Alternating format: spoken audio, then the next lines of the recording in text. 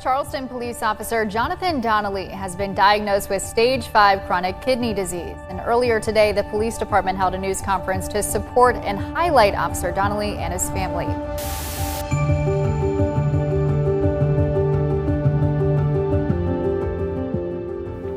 It was getting pushed to where you're just like, man, my luck was running out.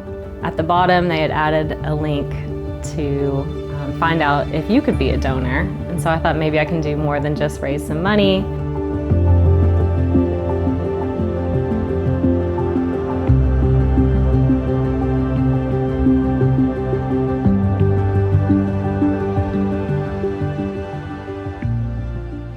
It was shocking. I had a better standing because of being diabetic since I was 10 years old. I kind of knew these things could happen, so the shock value wasn't there. It was bad for me, I guess. It was shocking for my wife because she was pregnant with our second child, so it was very difficult at that time. Puts different things in perspective. I mean, I got a 5-year-old and a 2-year-old, or turning 3. My youngest daughter, I was sick already, so she didn't see me degrade that much, but my oldest daughter watched me degrade. I mean, I was able to play with her, run around with her all the time, to where I got moments where I was sick, that I was sleeping half the day and just couldn't do anything. And I feel bad for her because it tolls on her. She hates seeing me on machines and all that stuff. Yeah, she just hates that stuff. And it just bothers her. You just see it and she acts out a little bit from it, unfortunately. And that's the worst thing, but soon it will be over and then I'll be back to normal. And, I could be the dad that I wanted to be. Honestly, I can't explain what led me to look into this. It just felt right. It felt like he was in need and that I could fulfill the need. I just felt very confident that I could do that for him and his family. Deputy Chief Perry notified me that his wife was getting checked for, go through the testing and stuff like that, so I was very hopeful for that. It's blood type, antigens, there's so much that has to line up. I'm really not even sure on what all gets tested, but I know a big part of being a donor is your personal health. So not only do you have to be a match for him, but you have to be healthy enough to be a donor.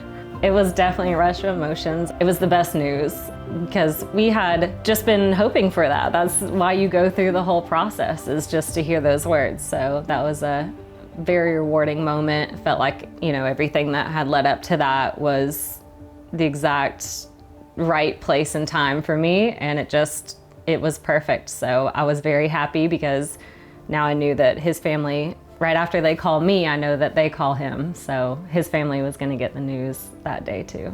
I got the call in November from MUSC saying, hey, someone's come forward. They tested out and they are actually a perfect match for you. It changed everything, honestly, because at that moment we had a date when it was going to come to an end. And it was just a relief, a major relief.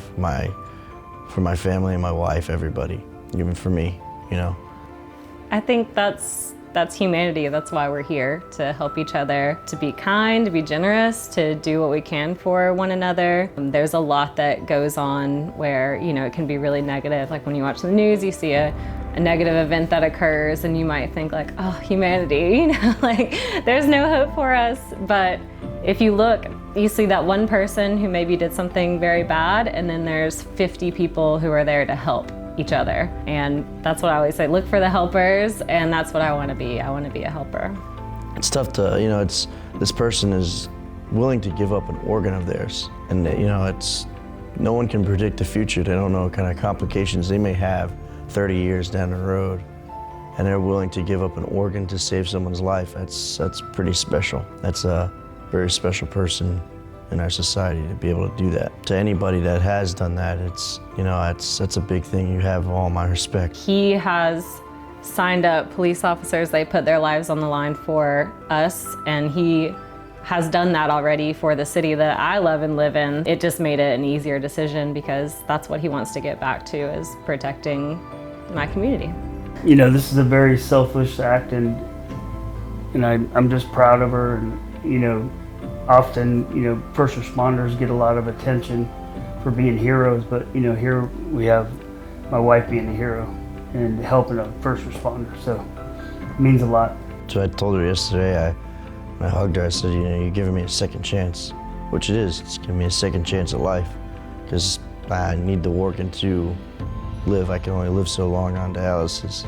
But I'm just, I'm not gonna take things for granted anymore. It's gonna have, we'll have probably a different outlook on life going after this procedure, but definitely looking forward to when I wake up and seeing how I feel, especially with a living organ. The results are immediate. So just looking forward to getting back to normal life, being able to play with my kids, get back to work. A lot of things that you take for granted when you're not sick, so. I'm proud, but I'm mostly just honored to be a part of his story of getting back to being the dad that his girls, deserve and need. So he's gonna be able to do that, be a better partner for his wife again, and like I said, get back to fulfilling his desire to be a police officer.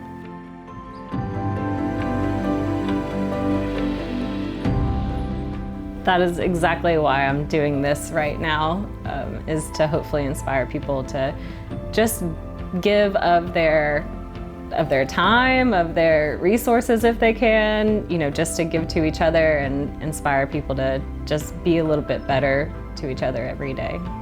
I would say that if you are a person with kidney disease, just don't be afraid to be open about it. Let people know.